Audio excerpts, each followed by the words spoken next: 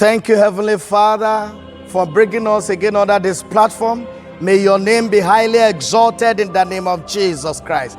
Grant, O Lord, that your word will make impact in our lives. And as we listen to you again, may you convince us. May you create in us. May you persuade us so that your word will begin to fly in us and make us to rule our world. Thank you, Father. In Jesus' name I pray.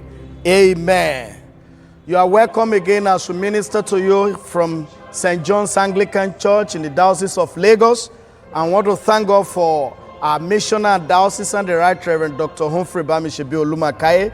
We pray that his episcopacy will continue to make positive impact in the Diocese of Lagos. Amen. Today we are on episode 36 of Exousia, and under the force of his voice. We are today on the reformative and the transformative voice of God. The reformative and the transformative voice of God. And in Psalm 110 verse 3, that in the day of his power, the unwilling shall be willing. Yes, when such a day comes, stubborn armed robber, notorious armed robber, wicked street urchins, they will surrender to Jesus willingly. They may have heard the gospel for a very long time and they have nothing to do with the gospel. Not until a transformative and reformative voice hit their hearts.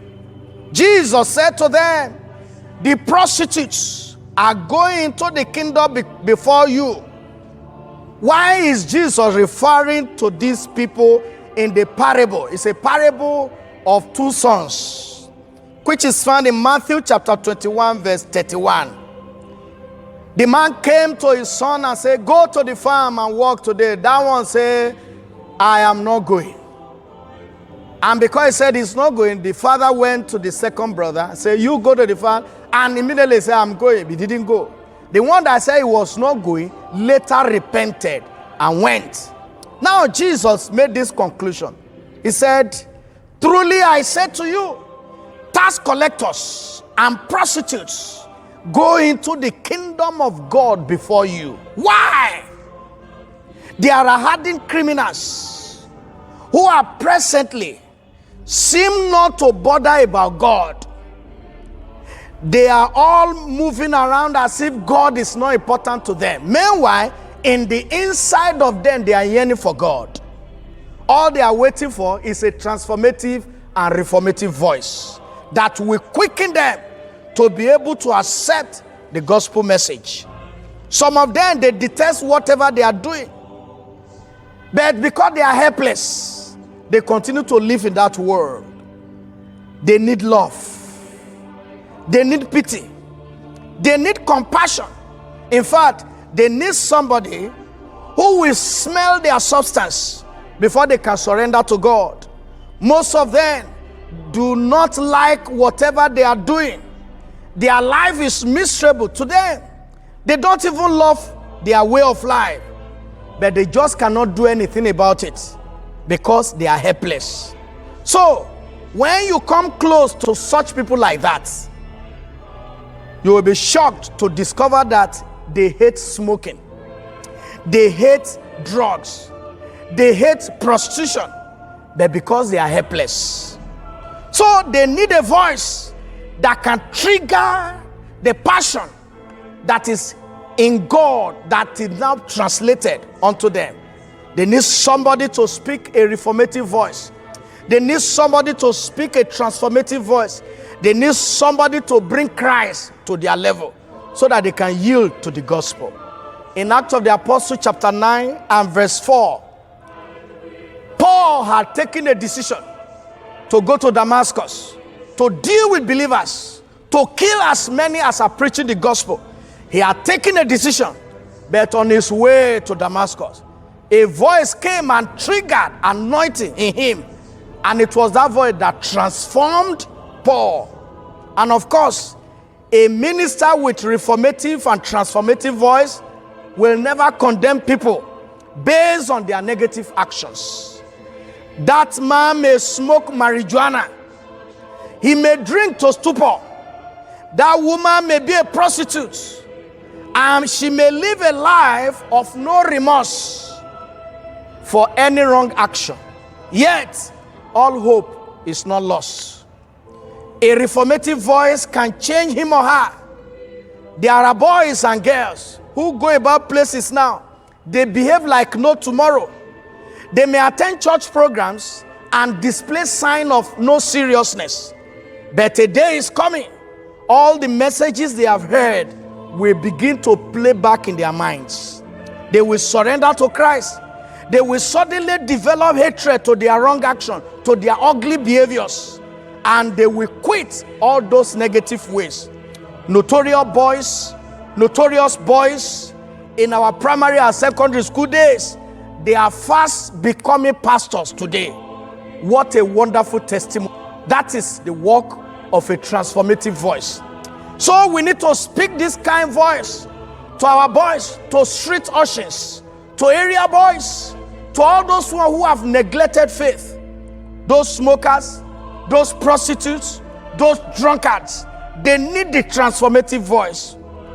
It is a transformative voice that picks a man from the slum and cleanses him and place him in the place of honor and place him among the nobles.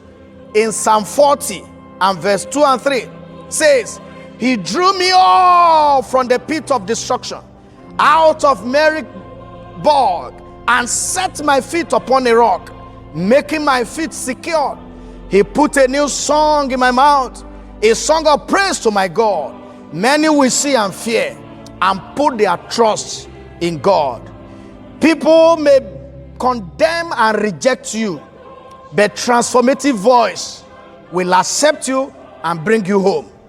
People may say you are ugly, but a transformative voice will say you are beautiful. People may say it is over with you, but transformative voice will say God is just beginning with you. People may say there is no place for you here, but a transformative voice will say, I will set a table before you, even in the presence of your enemies. People may say you cannot marry because you are too fat, but a transformative voice will say there is a man who will be keeping all his life savings in order to marry a fat girl. People may say you are finished, but transformative voice will say you are just beginning, you are just starting. People may say we are fed up of you, but transformative voice will say come and display your raw talent. Environment may say you are unemployable, but transformative voice will say you will be an employer of labor. The voice that hit Mephibosheth, it was that same voice of reformation that brought him to table to be able to sit with David and eat on table with David. 2 Samuel chapter 9 and verse 10. And it reads, and you and your sons and your servants shall till the land for him and bring in produce, that your master's grandson may have bread to eat. Bet Mephibosheth, Maya Kandalaba Shanta.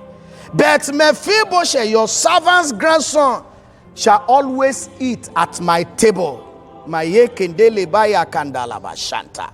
So may that voice that transformed Mephibosheth, the same Mephibosheth that called himself a dead dog, become someone who was dining on the same table with the king.